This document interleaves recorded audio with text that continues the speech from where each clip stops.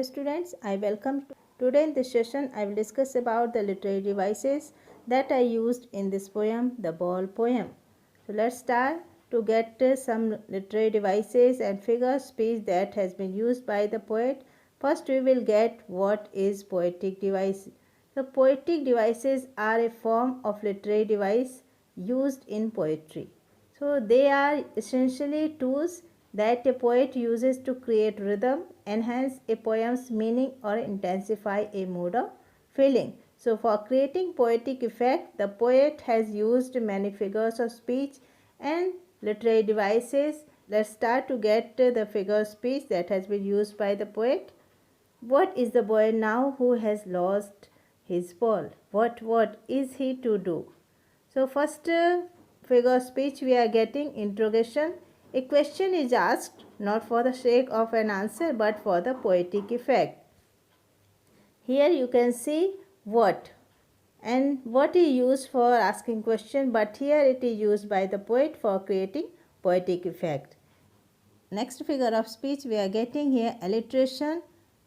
In the first sentence, what is the boy now who has lost his ball? H consonant word is repeated in the word has and his. So in this line, figure of speech, alliteration, and next in second line we are getting repetition. What is he to do? So what is repeated in the same sentence? So merrily bouncing down the street, and then here we are getting personification, that the inanimate ball is given the human quality of merrily bouncing. So in third sentence, merrily bouncing down the street, and then in this sentence we are also getting the figures of speech alliteration. Here the word is repeated in the and then.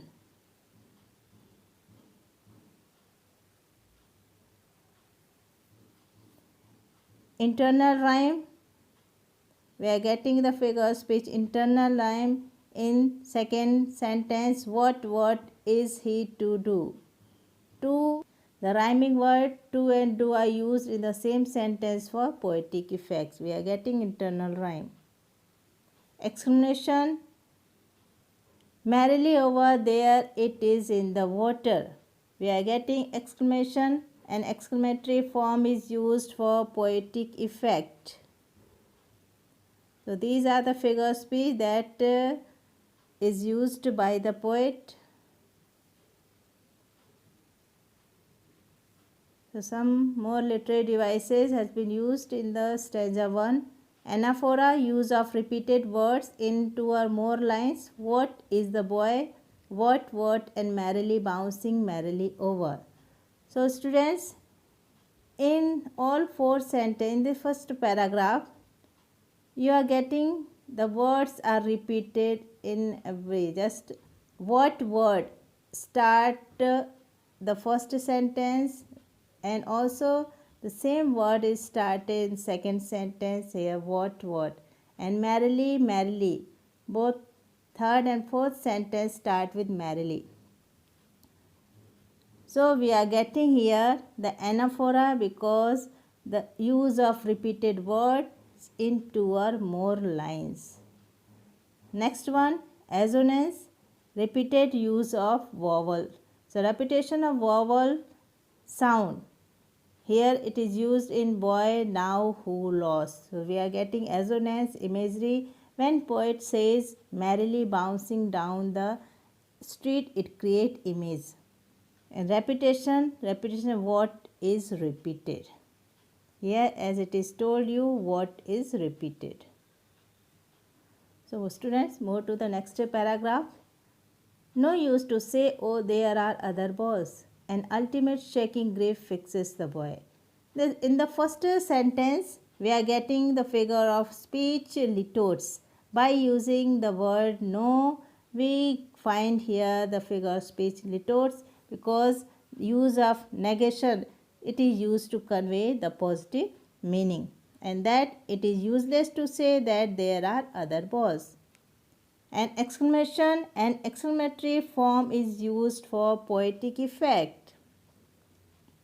Oh, there are other balls. It is used for poetic effect. An ultimate shaking grief fixes the boy. Here we are getting the figure of speech transferred epithet. Students, first we will know what is transferred epithet. So transferred epithet is the epithet or adjective is transferred from its original noun to another closely related to it.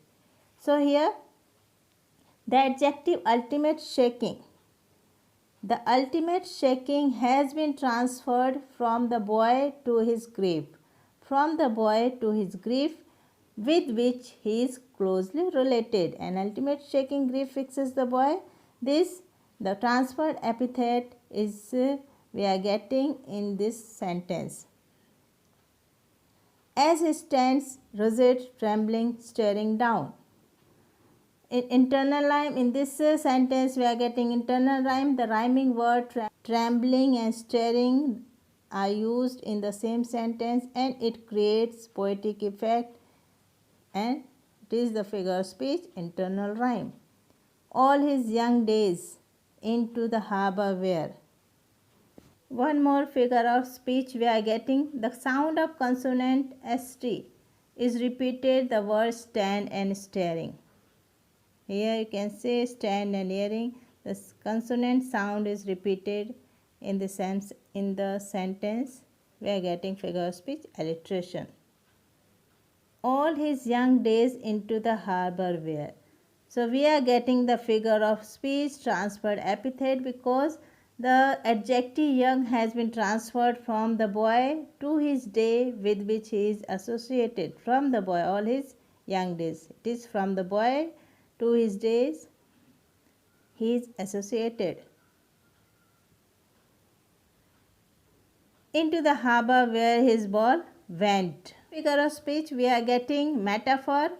Here all his young days into the harbor where his ball went. There is indirect comparison between the childhood of the boy and the ball. And the point of comparison is that they are lost. So figure of speech we are getting metaphor.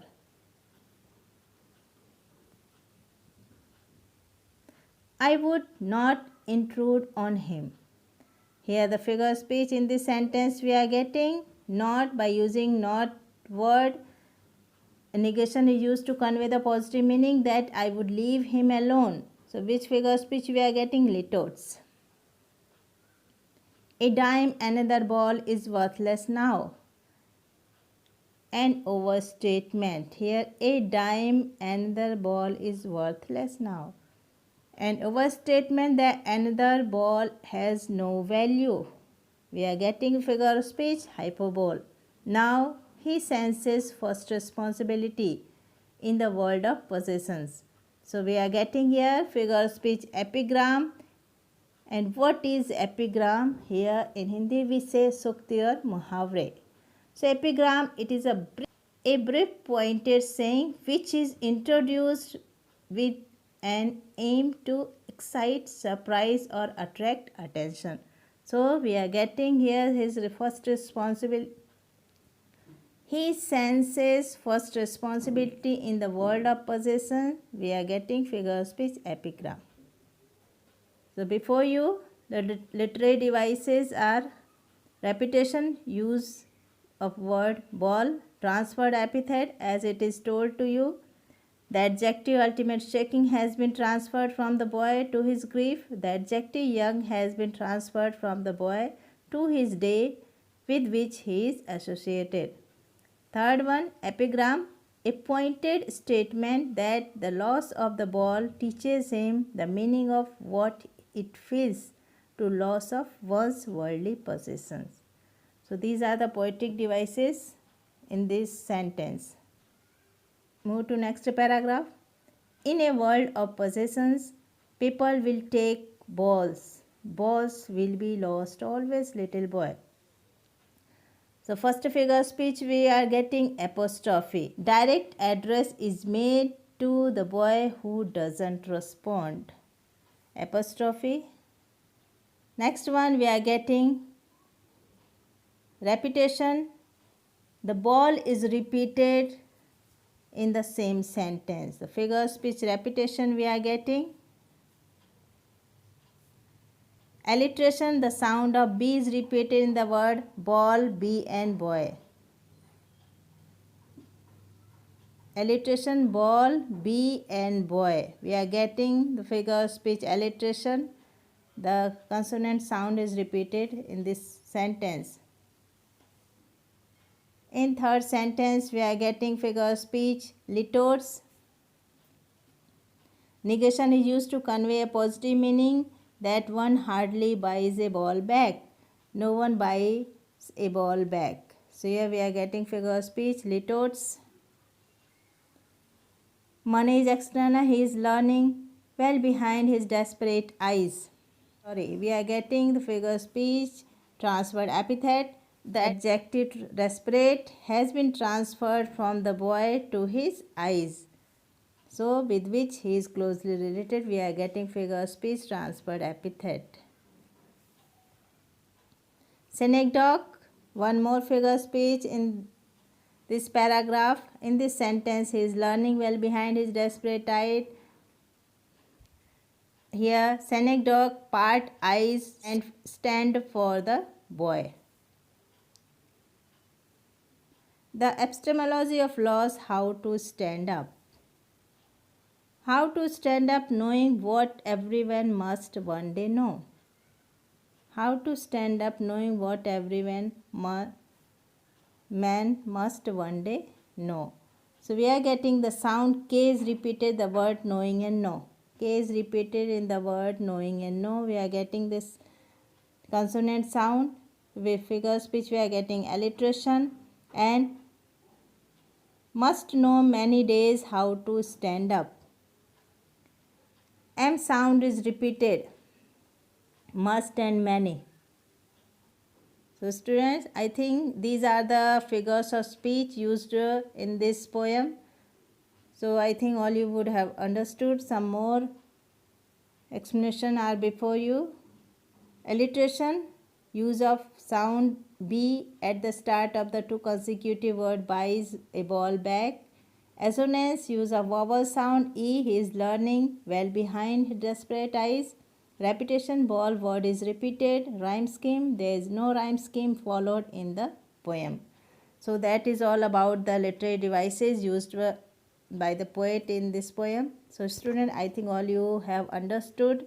So study well, keep learning. Thank you.